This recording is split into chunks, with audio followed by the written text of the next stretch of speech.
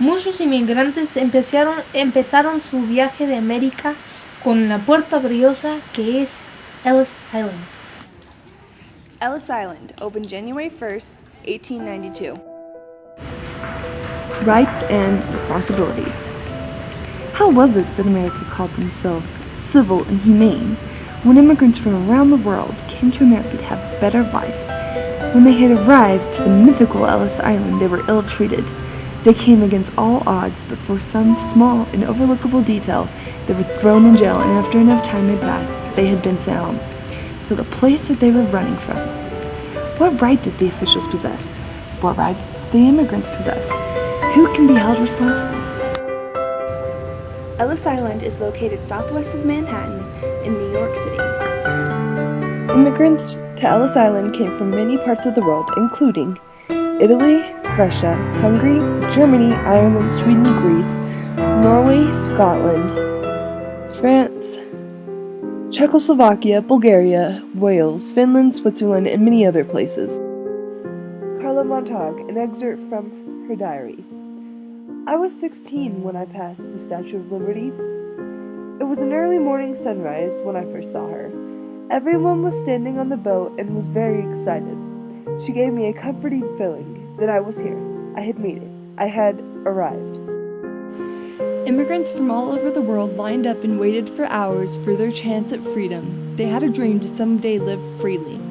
12 million people passed through Ellis Island on their way to the promise of a better life in America. They walked through its gates one at a time. Step 1. The journey. Immigrants were from many parts of the earth, moving away from a number of things, trying to have a better life in America. Basically, people immigrated to the U.S. because of religious freedom. They also had financial opportunity, or they could flee war conditions, and they also left because of famine in their native countries. Immigrants boarded steamships lured by the promise of a better life. They would spend weeks on end on these ships where they were starving, sick, and had people dying all around them. The conditions on these ships were so bad, the poor people on these ships were only allowed an hour a day in the sun. Just like regular people, the immigrants on the ships had different personalities, but the circumstances that were hanging over their heads, some were more optimistic about the future in America, while others were more pessimistic about what was to happen. Step 2. Arrival to Ellis Island. When people first arrived to Ellis Island, they stayed there anywhere from a day to 2 weeks. They took tests, such as literacy tests, background checks, and physical and mental evaluations.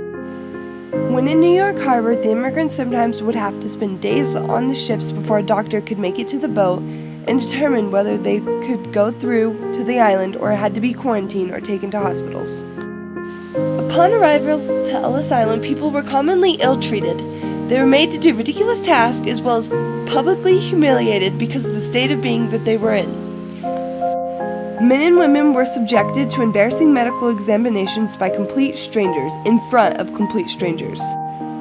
Ellis Island officials would mark the clothes of immigrants with terms L for lameness, X for suspected mental illness, and E for eye problems, and so on. Although 98% of people made it through Ellis Island, those other 2% were sent home for heinous reasons. Once in America, the immigrants knew that their lives would not be easy, and they would have hardships, and they knew that the people were, for the most part, unkind, but they were still excited about beginning their new life in the Americas. Not like the brazen giant of Greek fame, with conquering limbs astride from land to land, here at our sea-washed, sunset gates shall stand a mighty woman with a torch, whose flame is the imprisoned lightning of her name. Mother of exiles, from her beck and hand glows worldwide welcome. The Twin Cities' fame, keep ancient lands your storied pomp. She cries with silent lips, give me your tired, your poor, your huddled masses, yearning to breathe free. The wretched refuse of your teeming shore. Send these, the homeless, tempest-tossed to me. I lift my lamp beside the golden door.